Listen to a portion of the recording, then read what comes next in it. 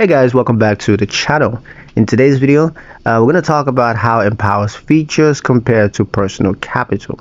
Did you know Empower is actually the new name for personal capital? Well, let's clear up the confusion in under 2 minutes.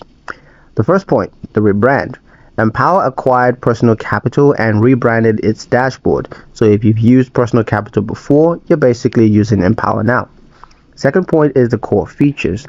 All the investment tools, budgeting dashboard, fee analyzers, and retirement planners from personal capitals, they all still exist. They just live inside Empower.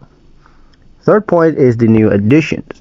Now, Empower added a refreshed design, mobile first tools, enhanced security, and expanded advisory service on top of what personal capital already offered. So you're getting a whole lot more and nothing less. And the fourth point, what's different? So really, Empower is just personal capital 2.0, same foundations, but with more features and a bigger support system.